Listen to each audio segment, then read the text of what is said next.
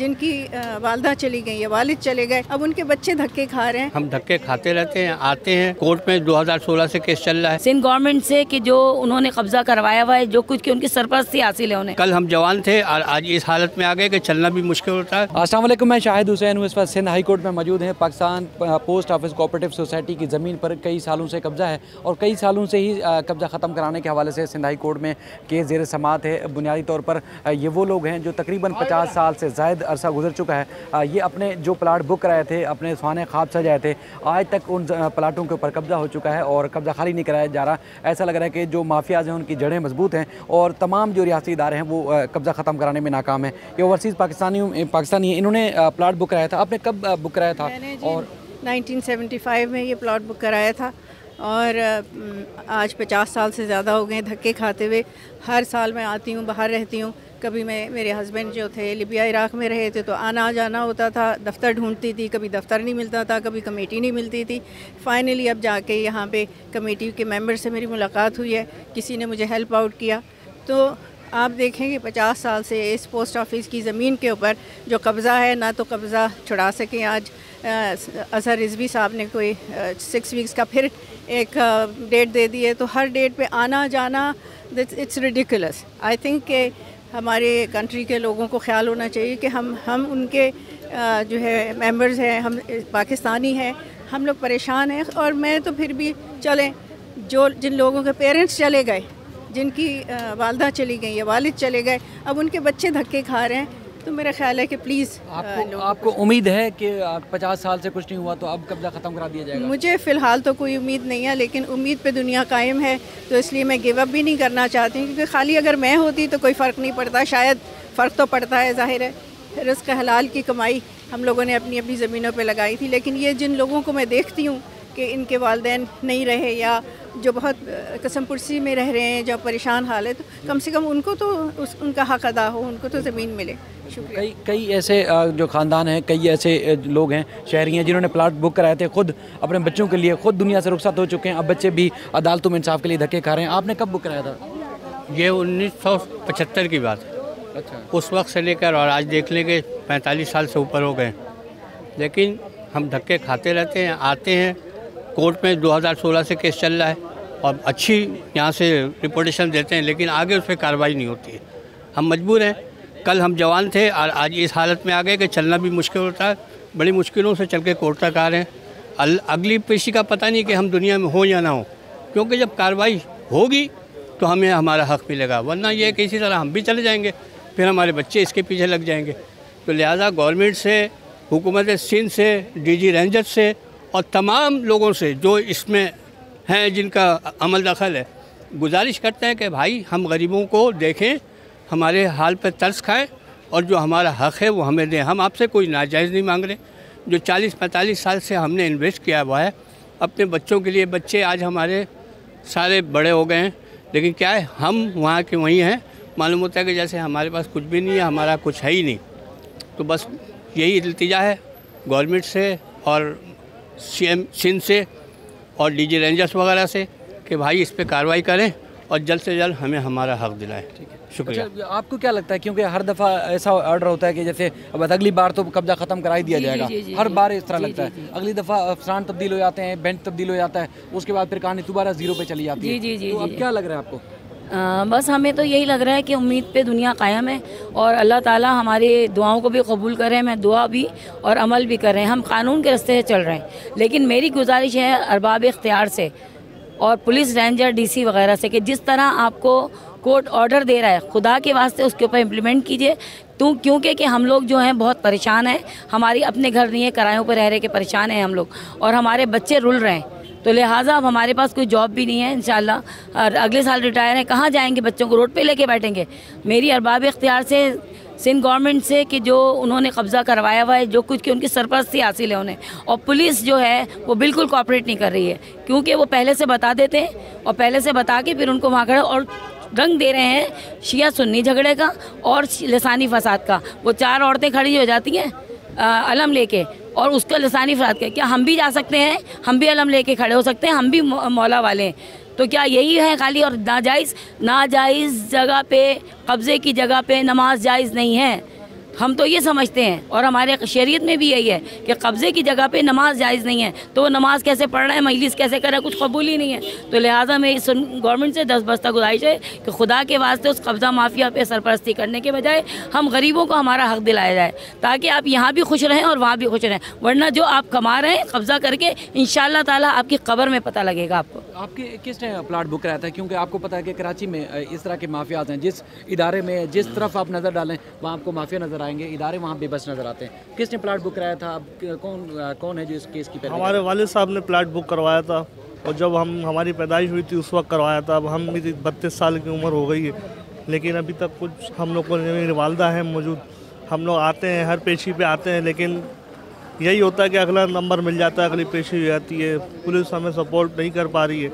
हमारी दरख्वास्त है CM साहब से और सिंध हुकूमत से कि हमें इंसाफ दिलाया जाए। कोर्ट हमारे लिए भरपूर फाइट कर रही है, कोर्ट हमें अच्छा रिस्पॉन्स दे रही है, लेकिन कोर्ट भी मजबूर है, उसको भी अगली पेशी देनी पड़ती है, उनके अमल दरामद पीछे से हो नहीं रहा है। कोर्ट की तो कार्रवाई अपनी चल रही है बराबर। पुलिस कहती है जब हम कार्रवाई के लिए जाते हैं वहाँ औरतें आ जाती हैं, बच्चे आ जाते हैं, पत्थर उठाते हैं, और उसके बाद पुलिस पसपा होकर वापस आ जाती है, कब्जा खाली नहीं करा पाती। ये सब उनकी अपनी कर रहे हैं ना, वो खुद ड्रामेबाजी कर रहे हैं, ताकि इस तरीके से हम करेंगे तो अगला समझेगा कि भाई ये मजलूम है बेचारे, और जो बैठे हुए हैं जिनके प्लॉट हैं वो तो बैठे हुए रह जाते हैं, कुछ भी नहीं कर पा रहे हम लोग। वो भगा देते हैं इस तरह दंगा फसाद करके कि हम जायज़ जगह पे बैठे हैं। लेकिन हम लोग जितने परेशान हैं, मेरी गुजारिश है तमाम DG रेंजर से, बोर्ड ऑफ रेवेन्यू से, कि जो कोर्ट के ऑर्डर हैं कम से कम उनको फॉलो तो करें, उनको आके एक्सेप्ट करें कि भाई हाँ ये लोग जायज़ प्लॉट के हकदार हैं। मेरी वालदा चली गई, हर पेशी पे हर हेयरिंग पे वो यहाँ आती थी, वो चली गई इस दुनिया से, मेरे हस्बैंड चले गए। अब हम लोगों की बारी, ये लगता तो हमें भी ऐसी है कि अब आते आते पैरों में सॉइलिंग हो गई है, कहीं कुछ हो गया, लेकिन हमें लगता है कि हम भी शायद दुनिया से चले जाएंगे, फिर बच्चे ही लड़ेंगे। मेरी गुजारिश है कि हमें हमारे प्लॉट दिए जाए और कब्ज़ा माफिया से ख़त्म किया जाए। ठीक है।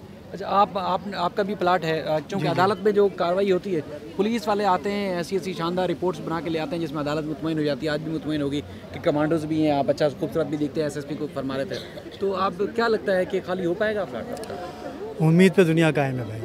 1980 में वालिद साहब ने प्लाट लिया था ये, तो आज 2022 हो गया। अभी पिछले दिनों जब ये कोर्ट ने ऑर्डर पास किया था तो पुलिस और उनकी नफरी पहुंची थी, मगर वही उन्होंने लिसानी अंदाज इख्तियार किया और वो पुलिस भी वहाँ से चली गई। तो हमारी तो ये गुजारिश होगी कि जिस तरह कोर्ट अपना काम कर रही है, ये तो बेचारे हमारे जज साहिबान तो वो कोर्ट ऑर्डर इशू कर देते हैं, मगर इम्प्लीमेंट जो कराना है वो एजेंसीज़ ने कराना है, पुलिस ने कराना है, रेंजर्स ने कराना है, डिप्टी कमिश्नर ने कराना है। वो अगर सिंसियरली एफर्ट्स करेंगे तो इंशाल्लाह ये इंक्रोचमेंट ख़त्म भी होगी और हमारे प्लाट में वकील थे वो कहते हैं कि जो वहाँ गोठ आबाद है, अब्दुल्ला शाह गाजी गोठ, वहाँ को तो मज़ीद खूबसूरत बनाने के लिए हुकूमत ने फ़ंड दे दिए हैं, यानी कि गोठ जो है अब वो पक्का हो गया, हुकूमत तो उसको मुकम्मल सपोर्ट कर रही है। एक नाजायज़ जगह किस तरह पक्की हो सकती है? एक नाजायज़ जगह आप रातों रात गोठ बना दें और उस पर इंक्रोचमेंट कर दें, असल मालकान ना अपने फाइलें लेके घूम रहे हैं, तो इसमें तो हुकूमत वक्त को भी सोचना चाहिए कि अल्लाह के यहाँ क्या जवाब देंगे, सब यहीं रह जाएगा।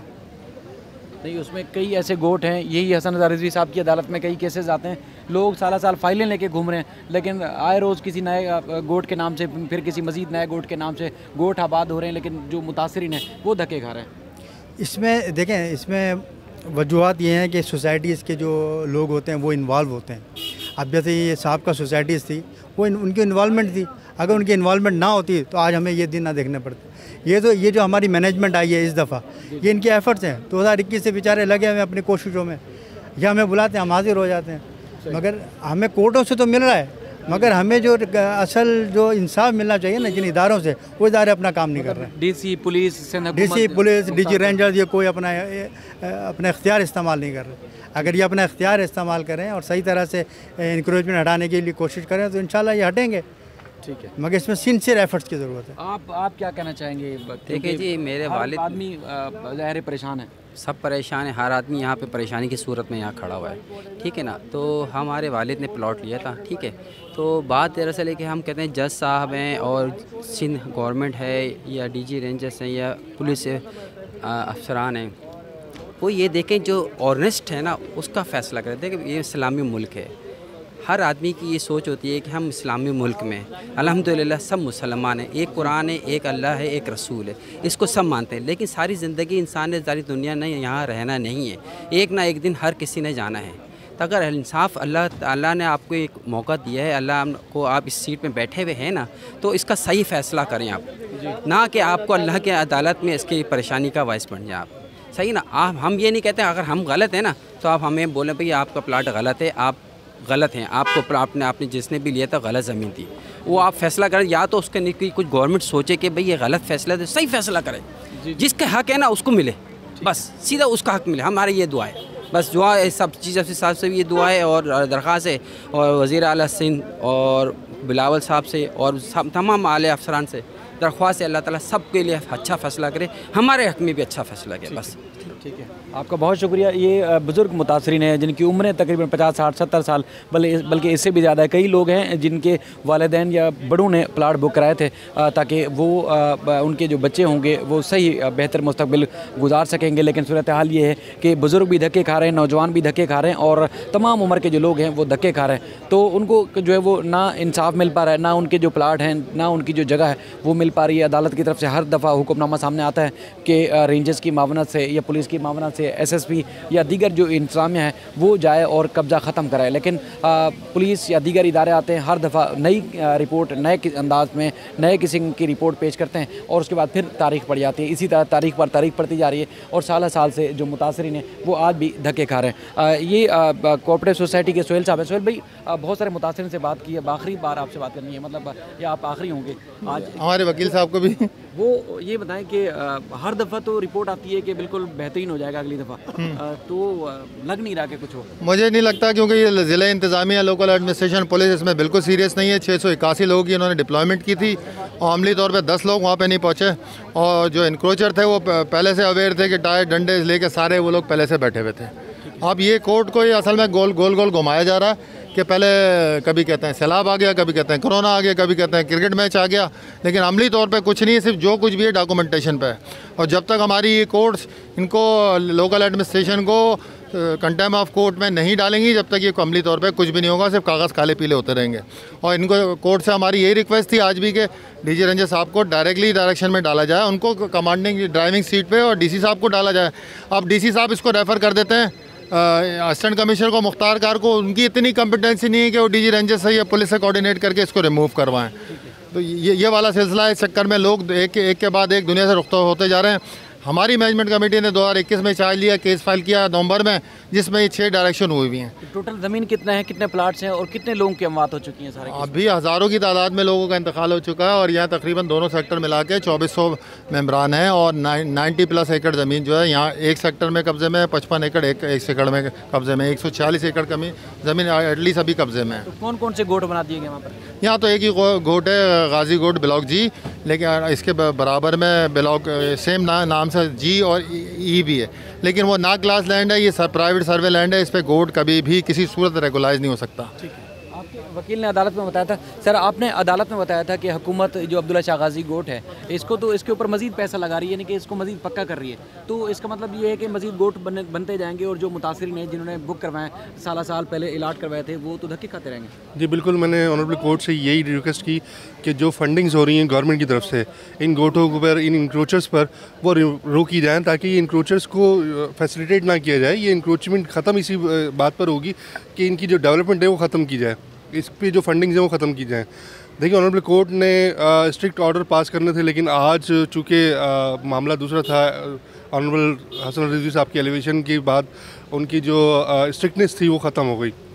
हम समझ रहे थे कि आज स्ट्रिक्ट ऑर्डर पास होंगे और उसके बाद कोई लायामल तय करके डिस्ट्रिक्ट एडमिनिस्ट्रेशन इसको रिमूव करेगी, बट डिस्ट्रिक्ट एडमिनिस्ट्रेशन कोर्ट को मिसलीड करने में कामयाब हो रही है बार बार।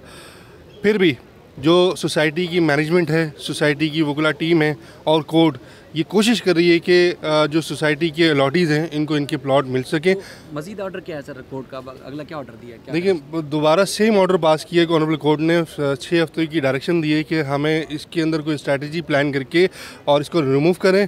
आपको जितनी भी इसमें फोर्स चाहिए वो डिप्लॉयमेंट करें अलॉन्ग विद रेंजर्स।